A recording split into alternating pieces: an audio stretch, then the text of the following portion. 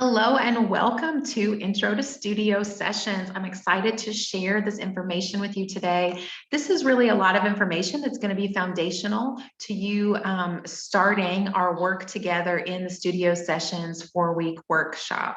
So I'm so glad that you're here, that you're taking this time to invest in yourself before we get started on the workshop together. So today we're going to do a real quick overview of art therapy, trauma, and the body, and how emotions and trauma are stored inside the body.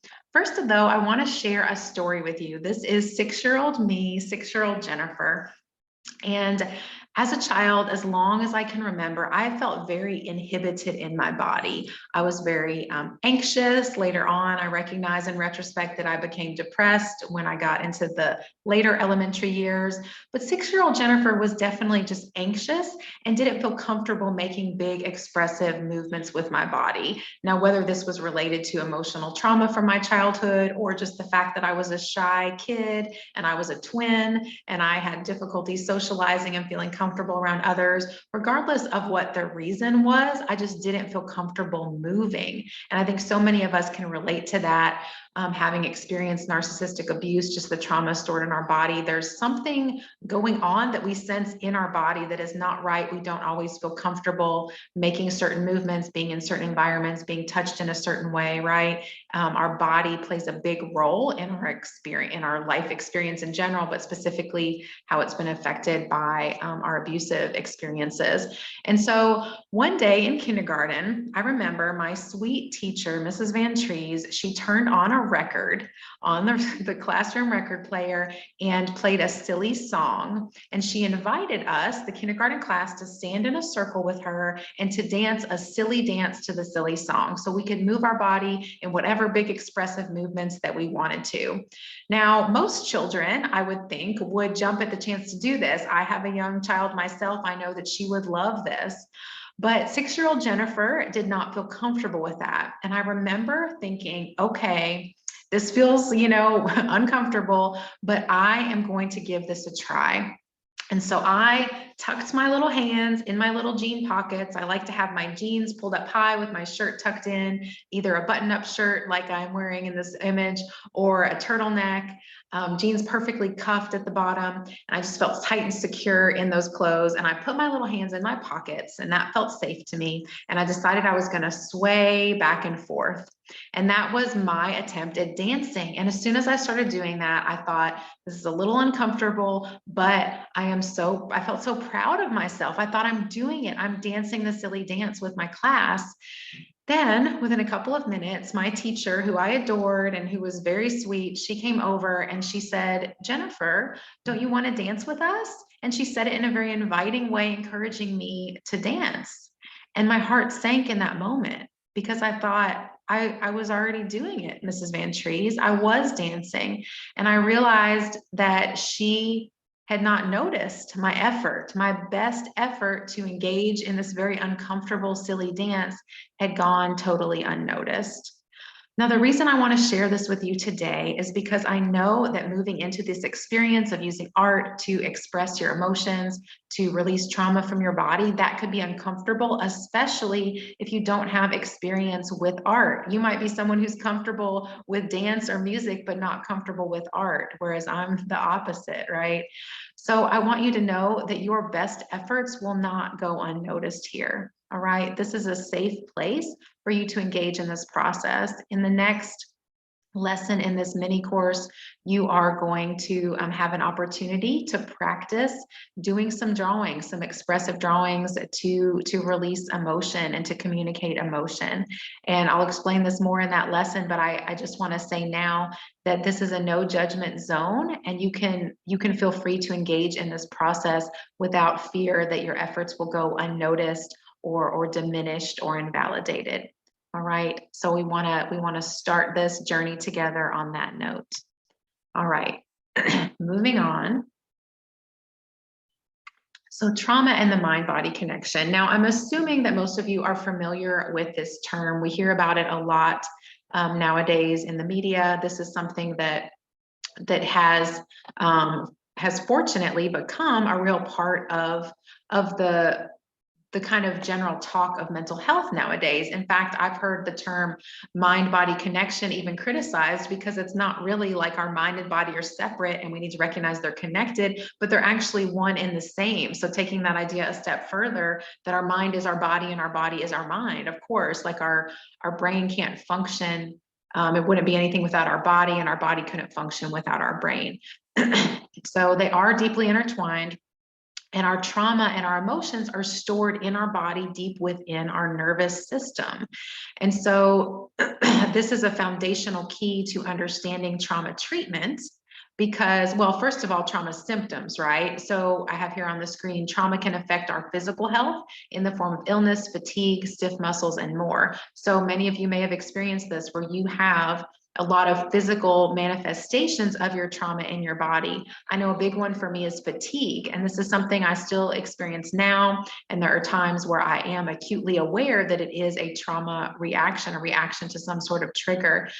And the time where I felt it the most strongly was in my abusive relationship, where I would get home at the end of the workday or from a weekend day of running errands with him. And I remember this feeling as I would park my car on the curb and prepare to transition out of the car into the home, whether I was already with him in the car or whether I was alone in the car and returning home to him, I would feel this weight wash over my entire body. And I associated that with just the feeling of going home. I thought, well, I struggle with transitions between activities. That's something I know about myself, being kind of an anxious person. And so I thought, well, this is just the feeling of transitioning home after a day of work or after time out running errands. That's just the feeling of the transition. And then I realized after moving out of that home, after separating from him, I still experience that fatigue feeling based on different triggers, like, for example, receiving an email from him or having to see him, something like that. But I didn't have that feeling when I pulled up and parked in the driveway or along the curb to go home to my house where I was not living with him. And so I realized that wasn't the feeling of transitioning, that was the feeling of coming home to him or coming home to the home that I shared with him, right? And so that's just one of many examples of how trauma can manifest in a symptom in our body. So then it makes sense that the treatments that best can address our trauma are treatments that take into account this mind-body connection, treatments that tap into our physical body where we're using our body in the form of treatment. Some of you may have heard of or experienced EMDR, brain spotting, somatic therapy, even treatments like massage, like yoga. The woman here, it looks like she's in a yoga pose here in this beautiful scene on a mountain. You know, anything that engages our body in that way can help release the trauma, whether we are cognitively aware of it or not. So that's something interesting about a lot of trauma treatments now. We understand that you don't necessarily have to go back and recount the whole story. We can release some of that simply by addressing the body directly. So art therapy and trauma specifically. So I would say for the most part with my clients, my coaching clients, as well as my art therapy clients, we seek to do a combination of those two where we want to be able to connect what I call our feeling brain and our thinking brain. So we're releasing the emotion, but we also kind of want to make sense of it cognitively too. So I'm going to give kind of a really brief overview. This is like a crash course in Art Therapy 101 here. I want to give you an overview of this. So first of all, I always like to point out that art and play are our first languages as children, and I would include movement in that category of play. And clearly my movement as a child, I was inhibited in that area that wasn't fully expressed, but nonetheless, art and play are naturally, developmentally our first languages before we can express ourselves in words, certainly before we can express ourselves in written language, we use art and play to communicate. So that is a natural way even for us as adults to communicate, to express ourselves. It's just naturally a part of who we are. You know, even children in impoverished communities or third world countries where they don't have access to paper and Crayola crayons, they will draw shapes and images with a stick in the dirt. It is literally just a part of how we develop as humans. And so on that note of development, I have here on the screen, graphic development corresponds with cognitive development as we grow. So you see here this young toddler who is doing these cute little scribbles with oil pastels. That is developmentally appropriate to the age that he is. And so as his cognition, as his cognitive development progresses, as he gets older, so will his ability to draw. So, so first we start with the scribbles, then we start with the cute little circles with like the arms and legs coming out of it and a smiley face on it. And that's our first attempt to do something representational. It's a person, you know, oftentimes it's a representation of the child themselves or of their mom, someone else close to them.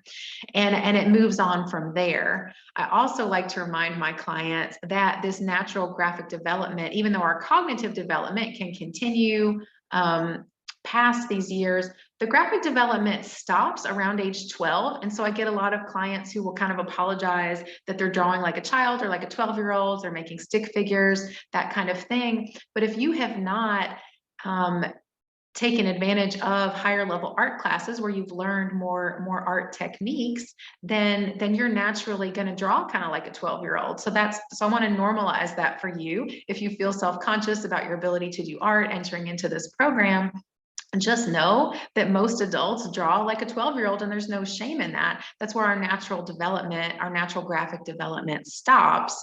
And but you can, you know, continue past that if you take art classes. Now, what I do is not art class. We're not learning to draw better. We are just learning to express ourselves. So if you want that, you got to go somewhere else, but we're fine with adults who draw like 12-year-olds around here. And then the last point on this slide is the types of movements and marks we make and the images we create can reflect our emotions and the trauma we've experienced. So again, we'll get into this in the next lesson where we practice some drawing to release our emotions. But you know, if you think of anxiety in your body, that's kind of a fast, energetic feeling, right? And so that's going to be reflected most likely in how you draw. You're going to have images or lines or shapes that fill up the page. It's going to have a lot of energy to it. And also the images, of course, can be very symbolic and represent either the emotions that we're feeling or the actual events we've experienced. Now, this next point is something that is so foundational to the field of art therapy that I love sharing with my clients and anyone else who's willing to listen. And if you get nothing else from this, I hope that you latch onto this and this informs your own personal art practice as we continue with the studio sessions workshop and in any other kind of therapeutic art making you engage in on your own. So this is the media dimension variables. Now you don't need to remember that phrase, but the most important part of what this means is simply this.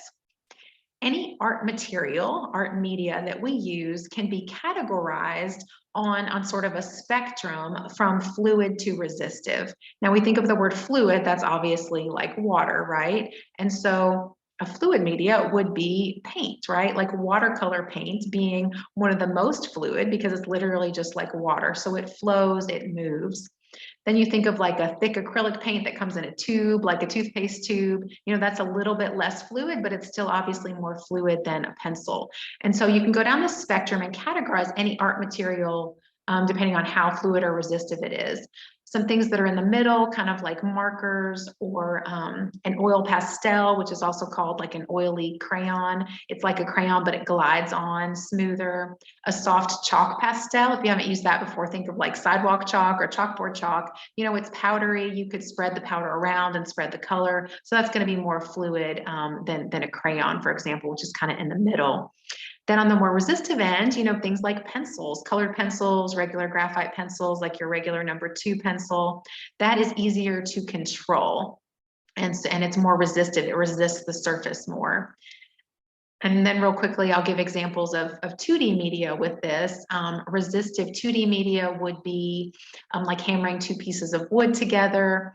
And then more fluid 3D media, or did I say 2D? 3D media would be hammering two pieces of wood together. More fluid 3D media would be, you know, like spinning clay on a potter's wheel where you're adding water, you know, water-based clay. And that's obviously a very fluid process, right?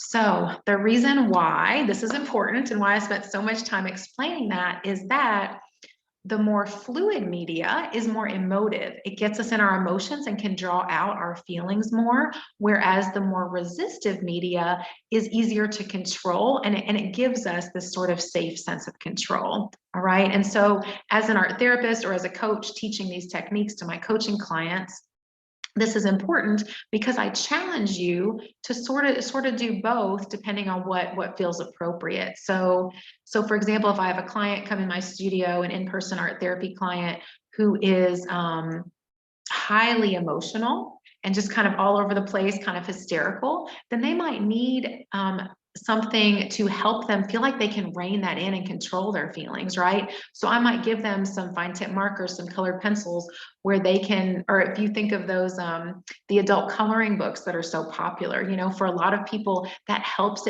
them feel like their emotions are contained because they can control that. They can color in those tiny little areas on those coloring book pages and feel a sense of control and accomplishment. And that translates into a feeling of control in the rest of our lives. So anything we practice within the art process, that feeling can translate into other areas. You have this calming, you know, hour, 30 minutes, 5 minutes, where you have felt like you can control the art media, that helps your sense of control over all of the other crazy emotions and situations in your life after that art making time.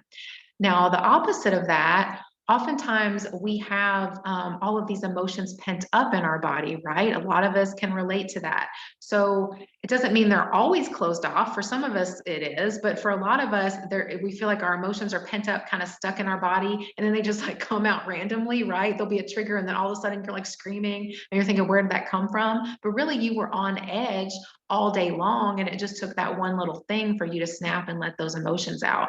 So if you're in that camp, then what we want to do in an art therapy session is give you an opportunity in a safe environment to express those feelings. I like to say within the art making process, there is no impulse control required, you know, to a certain extent. We don't want to be eating art materials or, you know, using something toxic in an unsafe way. But given those variables aside, you know, there's really no impulse control required. You can express what you need to express. And so in those instances, I will give a client an oil pastel or chalk, sometimes paint at that point, but sometimes I hold off on that till I kind of know where they are emotionally. But I'll give them that more fluid drawing media at least, so they can express that. I'll give them big paper so they can make big movements like 6-year-old Jennifer was not comfortable with. I encourage them to make big movements and really get their body involved in it. That can help them release that emotion, get tapped into their body.